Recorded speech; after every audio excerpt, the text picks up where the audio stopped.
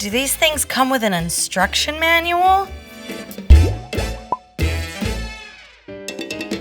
Hi, I'm Ms. Pillows here for you and your tatas. Nursing a newborn comes with its own set of humps. I'm here today to go over how to nurse the baby who's fresh out of the womb. So let's grab the boob by the nip, because we're latching, baby. Describe the first time you nursed in one word. Clampy. Scary. Wow. Ouch. Smush. So before the baby's born, how can I prepare for breastfeeding? You actually want to learn prenatally the fundamentals of how breast milk production works.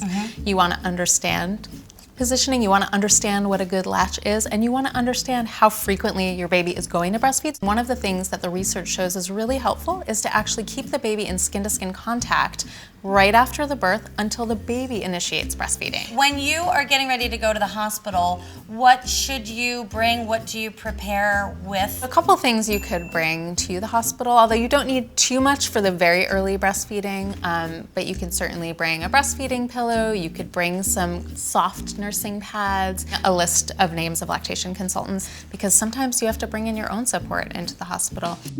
How many ounces does a brand new newborn have to eat each time? 8, 4, 6. Even numbers. Like 1.5 in the beginning, right? Super small. Not even. Just popped out like very little, like a few teaspoons, I think. Yeah. You really are in it. You're doing a great job.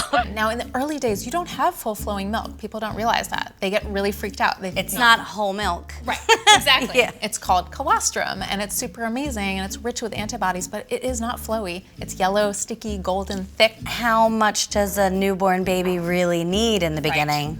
About 1 to 2 tablespoons per 24 hours of this amazing liquid gold colostrum. It sounds next to nothing. Right, and so that's why your baby is gonna latch on literally every 60 to 90 minutes on average, right? Like that's up to 15 times a day. It's gonna feel like all you do is breastfeed. Because it is. Because it is. Yeah. The way you know that your baby is getting enough milk is really by what's coming out on the other end. So pees and poops. And most pediatricians will give you kind of a poop chart or pee chart.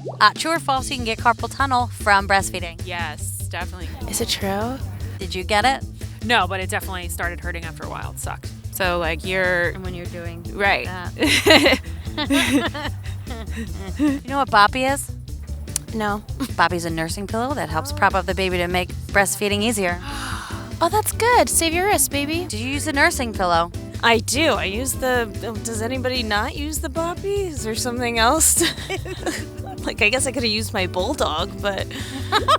The benefits of using a breastfeeding pillow are to really help support the weight of the baby because you're breastfeeding so frequently. Babies get heavy, and by the way, they grow, right? So we want to support the weight of the baby. We want to support your arms, your wrists, so that you're not getting carpal tunnel. So we really actually want to make sure we're in nice, I would, right here, I'd be like, ooh, let's straighten that out a little bit. Oh. Yeah, there you go. That looks so much better. I needed you. I'm here. There are there's a million nursing positions, but there's 5 basics. You're in the cross cradle pose, so you're gonna support your baby here. Take your right hand, hold your boob, support the boob. Bring the baby in super close, so tummy to tummy, chin mushed in, nose to nipple. Wait for the baby to open their mouth. They'll tip their head back, and then you'll just do a gentle kind of. Then you can just easily wrap this arm around, kind of support your baby's head, right? Then you can move this hand away now. So that is called the cradle pose. I love this baby so much, even though it's fake. And this is a nice pose where you can take this hand now and push there to lift your nipple up, pointing to the nose, wait for the baby again, and they'll direct and guide. Let's slide the baby over here for football. You want to make sure that the baby is below your areola. Football hold is great for cesarean birth. It doesn't put pressure on the incision. It's great for twins as well. So arms are free, and they can give you little pets there. So And then lift him. Exactly. Then we have the laid back pose. So this is a great pose for the early days. You want to put the baby a little lower, even just below your boob. And then they can kind of crawl up and do their little scoochy scooch, latching on.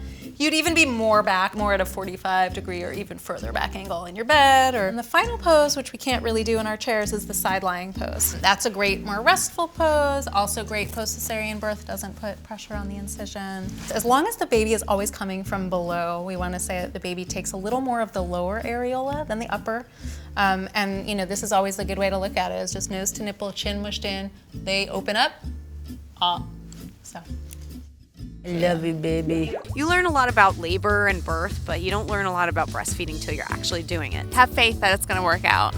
And don't stress. Body can do it. Yeah, don't stress. And she is really beautiful. Oh my goodness. I don't want another one. For any new mom, feeding a human from your boob is uncharted territory. So don't be afraid to ask questions about how to best give out your boob juice. And remember, a fed baby is a happy baby, no matter the nip. Ta-tas for now. I love you forever.